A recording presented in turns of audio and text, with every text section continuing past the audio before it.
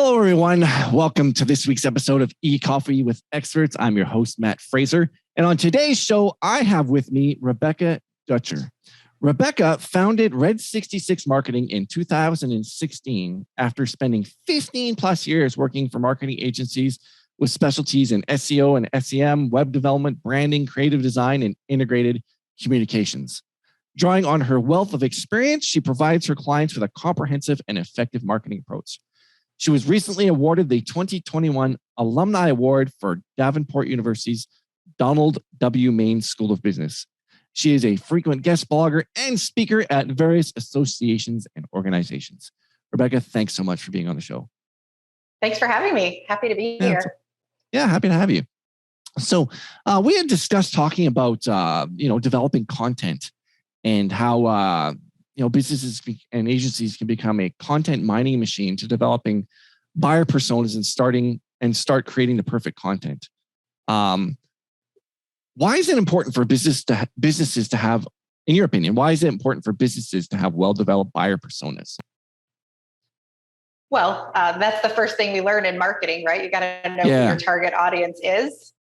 Digging deep into establishing those buyer personas so that anything you create is geared to that buyer persona. We know who they are, what they look like, assign a name, right? We have their demographics, everything that we know what's important to that buyer persona. So when you create a marketing piece, is it something that this person would find helpful, entertaining, or whatever we're trying to accomplish?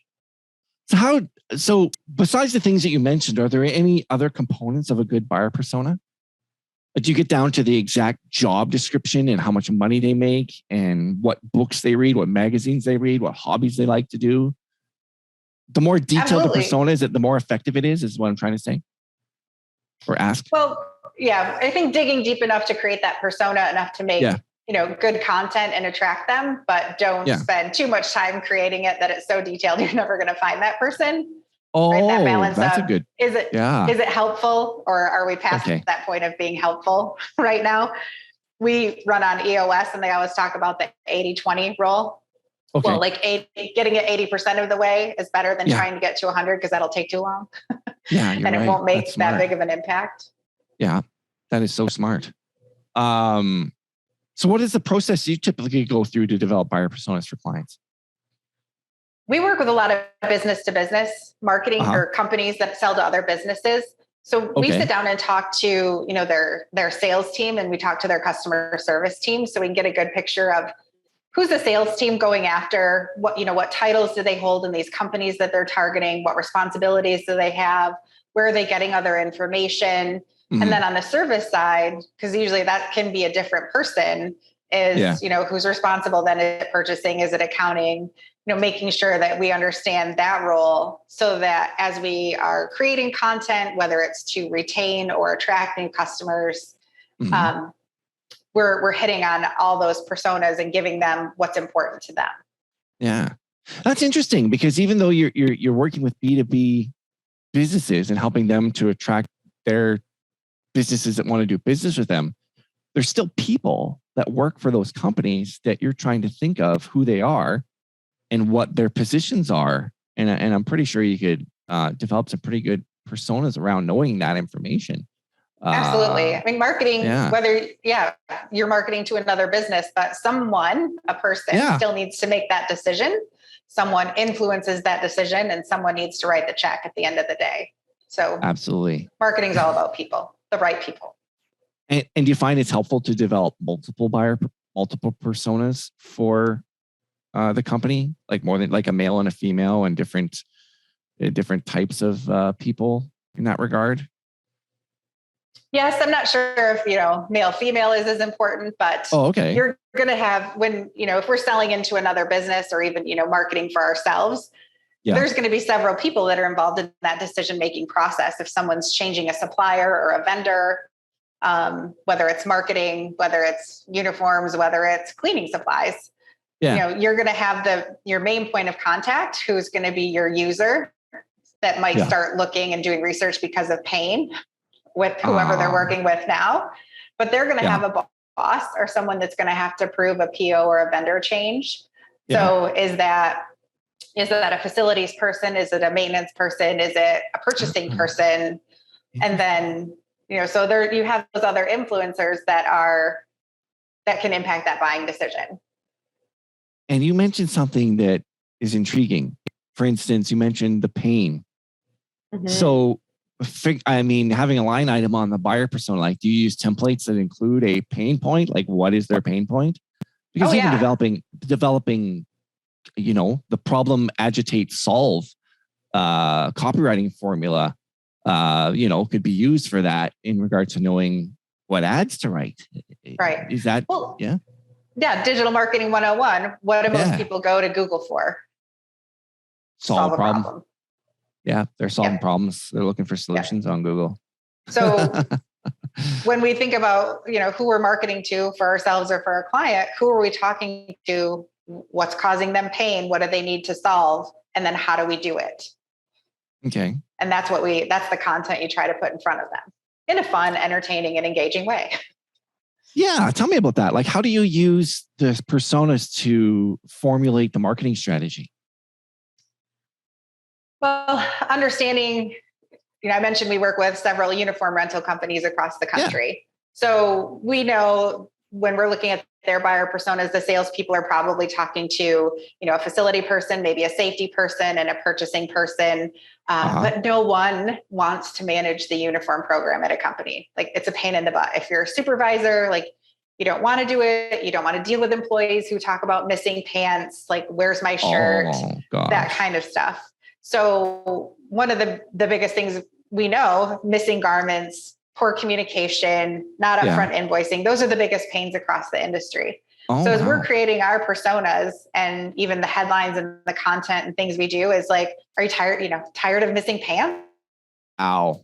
Want to reach a person on the first phone call, or that we have an app for wearers to monitor their own delivery. And using technology and RFID chips so we can account for what came back in and that make sure it goes out together so that they don't have to manage their programs. Like, it will manage it for you and empower your employees to manage it themselves. So let us just take away that pain because you have enough to do. Yeah. And that from the buyer persona. So that is fascinating. Mm-hmm. And the fact that, technology and RFID, so there's a huge problem, and you're like, find out what that problem is based on the persona. And your clients have developed a solution such as RFID chips, which is just amazing how technology is changing the world in that regard. It is. Are there any other data points you find useful in developing the personas? Well, when we're thinking about some of our e-commerce clients, getting into consumer, certainly, and even some of our home service clients, thinking about, are they homeowners, right? If we're going to sell home services, income, education, kind of where they live. There's those clusters. Years ago, people talk about kids in cul-de-sacs and, the soccer moms, or what is there, like pickup trucks and shotguns and all these different clusters that like-minded people tend to live at, near or around each other. So you can target with neighborhoods. So we certainly take those personality psychographics into account for that consumer marketing for sure. Because if we're selling, a home service, a whip cleaning or a power washing, it's got to be painful enough. They either don't have time, so they've got money for it, right? Yeah. So that we're hitting the people where they'll find value of taking care of their home that way, but they don't want to do it themselves. So it's identifying their interests, their household income, where they're at in their lifestyle. Probably an 18 to 25-year-old that might be a new homeowner is not going to be ideal, but that 35 to 55, right, with kids in sports, that 2 household income, nice home at this value. They're probably willing to pay the money to get it done because they don't have time. So those psychographics and things come into play. And I guess the benefit of that is you have more effective marketing, because you're targeting who you want to target. Like, you're not wasting ad spend on targeting people who don't own homes. Like you would include that in now, of course you can't do that on Google, but I mean, in other facets, you can do that. I mean, right. Tell me about that a little bit. Like, how do you apply that knowledge to the targeting in certain campaigns and channels like Google ads or Facebook ads or things like that. Facebook ads, and Instagram make it a little easier because when you're marketing services and things like that, you can get, are they a homeowner? Do they like this? Those types of things. So some of that profile data, if they share it, you can target them there. Google, has the option for the lookalike audiences. So when we have customer email lists and we know who our customers are, they have a lot of data that they can, some of that AI component and that machine learning that, we start to look at what's working, what's not. We've started some new campaigns for one client, and we're starting to look at the data. We're starting, we're hitting that 18 to 24, and we know that's not right. So we're going to exclude that for the next month and see if it, allows our spend to go more to the right audience. Then we're also looking at the days of the week, because if our clients are in the office Monday through Friday, are we paying to get leads on Saturday, Sunday if no one's there to respond? Do we save that budget for the week when someone's there? Yeah. Do we staff someone just to respond to leads on the weekend because they could close more because nobody else is doing it? So looking at that data, again, if you're talking to busy parents, homeowners about home services, odds are they're talking about it on the weekend and they're on their phone on the couch, going to take care of it right now kind of mindset. Yeah. And the first to respond. Wow. To a lead wins. Absolutely. I know that from my days working as not only a salesperson in a car dealership, but as a marketing director. Right. So whoever responds the fastest to the lead, like the data. Fast enough without being creepy. Without being creepy. The data that shows the data that proves that. I mean, I don't have the statistics off the top of my head, but in the automotive industry, the data that proves that is astounding. It's just astounding. And I assume it's across the board for different agencies, whoever. Yeah. I recall, a sales presentation I did. Yeah. I think if you respond within an hour or less, you're 70% more likely to close that lead. Yeah. We were on the minutes. Something like that. Less than 15 minutes, like even less than 5. Like it was incredible. Sure. Especially, for business to consumer. Yeah, absolutely. Fastest to response. That's why now you've got like chats on the website, and you've got immediate responses and bots and the AI that help everyone respond faster. Absolutely. Everyone is, everyone's our entire.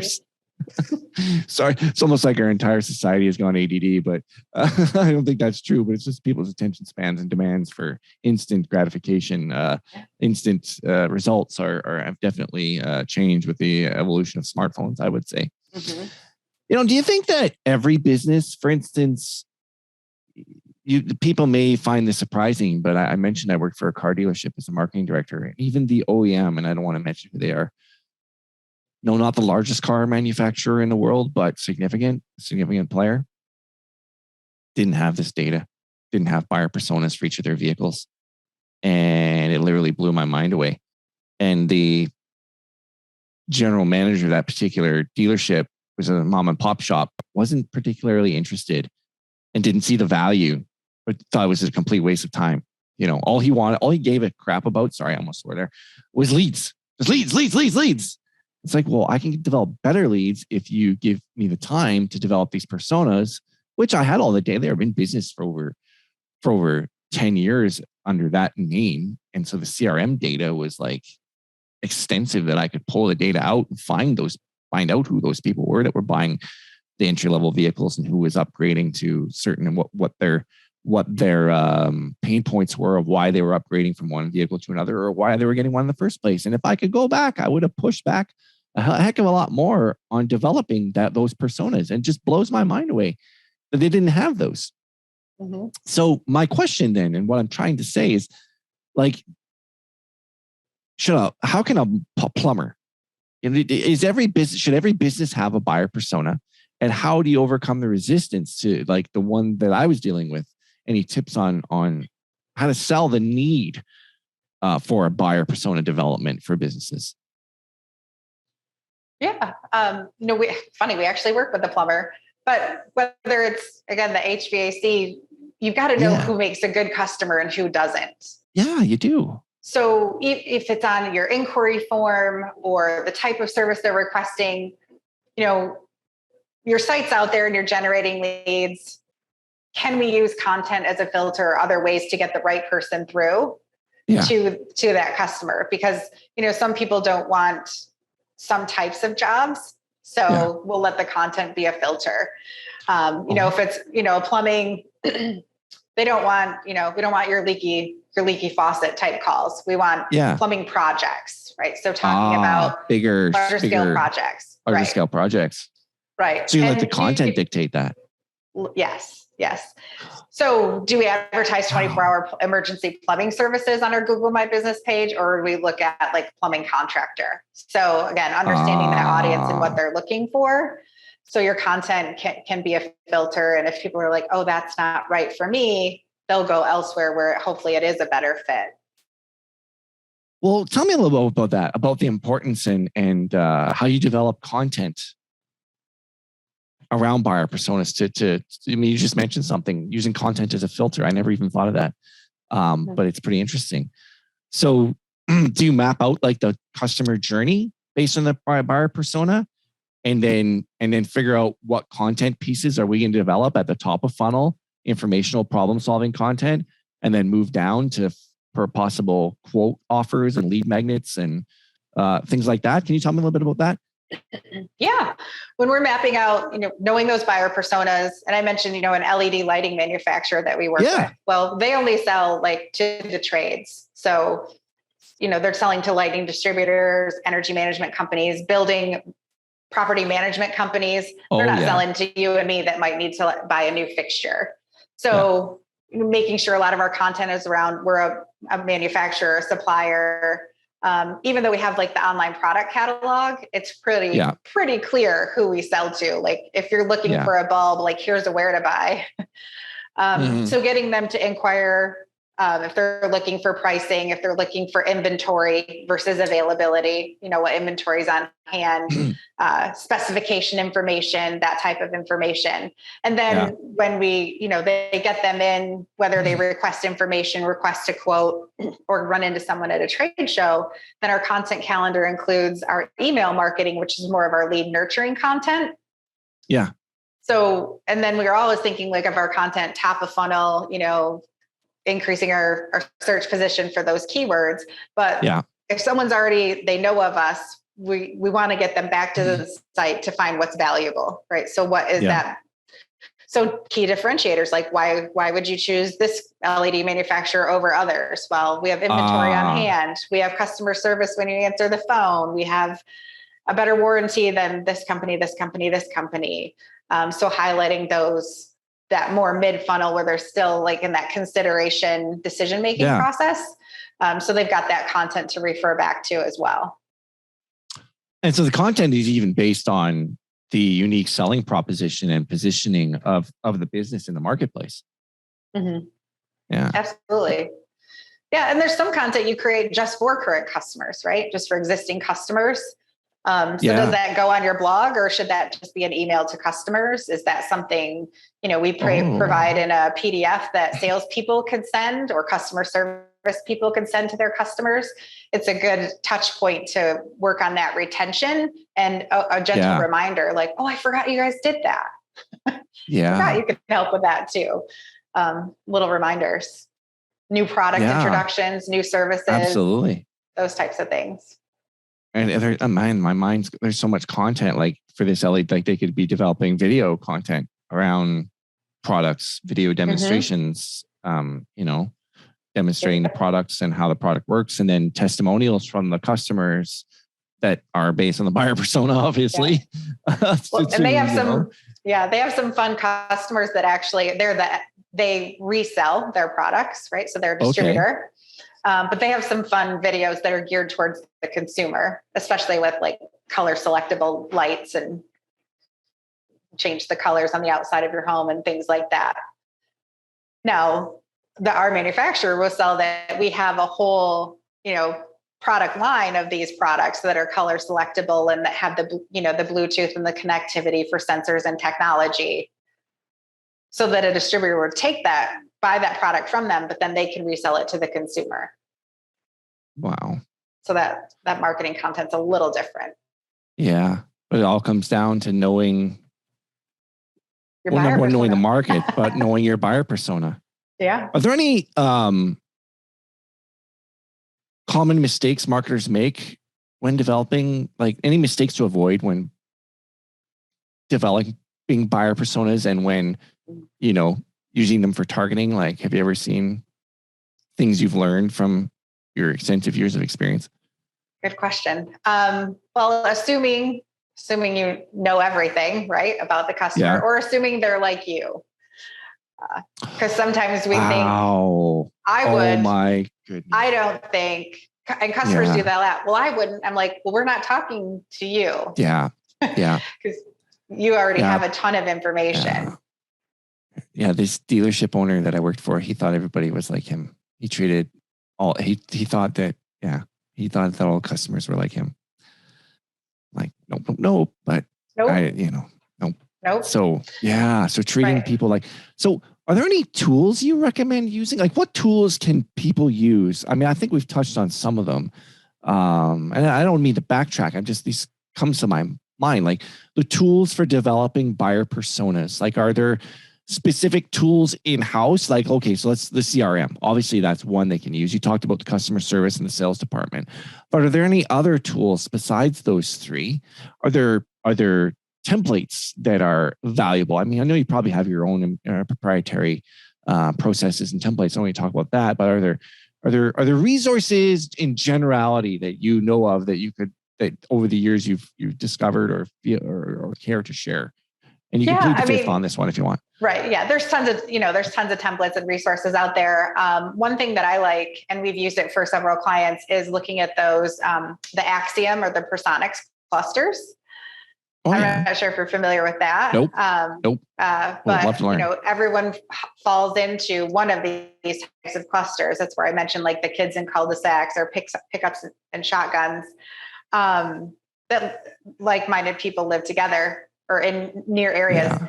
So we took one example of how we've used those things is you can take an existing customer list and that information. And then we had some database work done to profile and look at what clusters these people fell in just because of, the income, home value and where they live based on those zip codes. Yeah. And then we can buy or rent lists that are people that are just like them that fall in those clusters. So we don't take the people that wouldn't fit because you wouldn't want to mail to an entire zip code.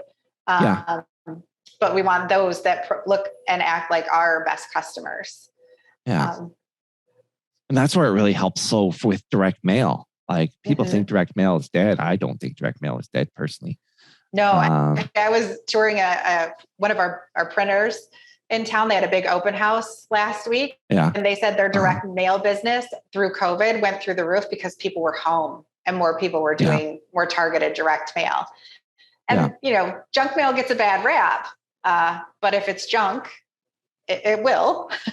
Exactly. If it's a targeted mailing and it's relevant to the person, then it's more great. You're going to have a better ROI, a better response rate. Absolutely. But, when you get those blanketed mailers that everyone the city gets from car dealers, for example. Yeah, they're terrible, aren't they? Or others.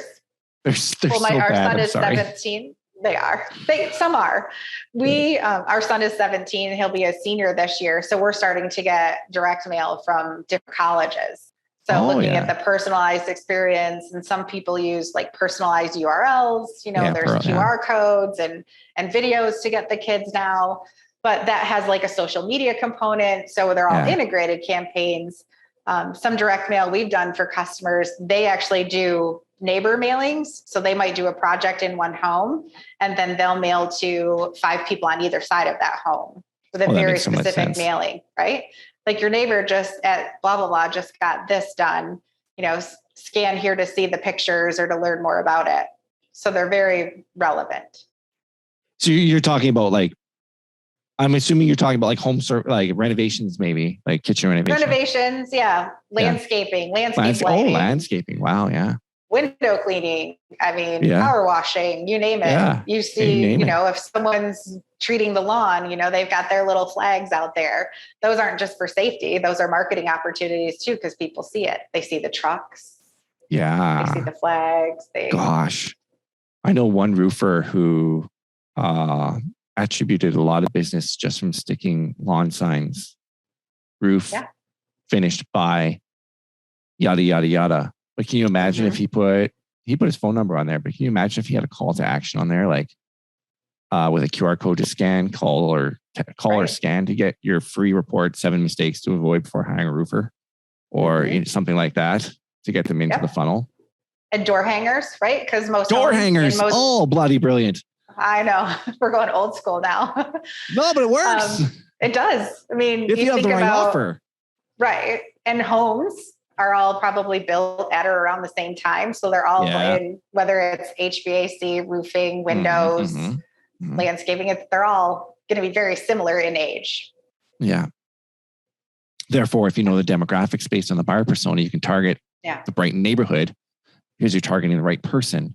Right. And therefore maximizing your ad spend. Like that's probably one of the benefits, right, of developing buyer personas is reduce cost in ad spend and a better return on investment. Yes, absolutely. I mean, the original 4 Ps were right. We're all about the people. Yeah. Who's that audience? Can't forget that. Yeah. And, now with geofencing and, we look at what we can do with, again, Facebook ads. If I want to target homeowners, 55 to 65 in this zip code that are interested in HGTV. Wow. Right? That might be a very niche still market. Lets you do that, eh? Wow. It does for, marketing stuff. Employment ads, no. You can target a radius and that's it. Yeah. That's amazing. Yeah. I say that because I haven't dug into Facebook ads. So in about 2 years, I haven't really been in the platform myself personally. But I did some pretty neat things with Facebook when when I was doing it. that they absolutely crushed the market. But anyway, I won't talk about that. But yeah, you can do some really neat things when you know who your customers are and you know who they are. Is there one big takeaway you want listeners to get from this episode? I think the marketing 101, the basics are you've got to know who your target audience is. I don't know. And everything else, and make sure it takes away their pain, solves their problem, and is in language that they speak. Because that's the most important thing. Everyone in this world is tuned into, WIIFM, what's in it for me? Yeah. So the more that you're writing to that buyer persona, you're writing that blog post, you're making that video for this person, you're creating this ad copy to that person, the better your response rate and engagement is going to be than if you're just like, I'm just writing this for a business who needs uniforms. If you're not talking to anybody, nobody's going to read it or find it valuable either. Absolutely not. Yeah, that's fascinating. And it's so fundamental. And I really hope that people listening to this start to put more thought into, I think it's one reason why there's bad marketing because, like you said, car dealerships are bad, but they're targeting, because it's bad marketing because they don't know who their customers are and they don't necessarily get the right message that speaks to their persona for the target audience. And, listening to this, people would think, hey, maybe I should develop those personas and maybe I should talk to my clients about developing personas. As a result of this, and thinking about personas too, like even those age demographics, like where are they going to find this information and how are we going to engage with them? So, I talked a lot about the homeowners and the home services, but think about there are younger homeowners. What's most important to them? Because, we talk a lot about millennials and this other generation. Well, their remote work, the flexibility, they like to travel, they want to do business with companies who are doing good things, right? For the environment, for their community. So that becomes part of your marketing content to attract that person versus someone who might skew a little older, right? What they value as far as what you provide could be a little different. So you just need to adjust the message for who you're talking to. That makes so much sense. Absolutely. Hey, Rebecca, where can our listeners connect with you online? Our website is RED66Marketing.com. We are at RED66.marketing on Instagram, and you can find us on Twitter and LinkedIn as well. Oh, fantastic. And if they want to find you on LinkedIn, they would just go to search for Rebecca Dutcher. Rebecca Dutcher. Yes. Right on. And are you on Twitter as well? I am not terribly active lately, but I am there. Yeah. Fair enough. Okay. Well, I really want to thank you for being on the show. It's been a pleasure having you here. Thank you. Right on. Have a great day. You too.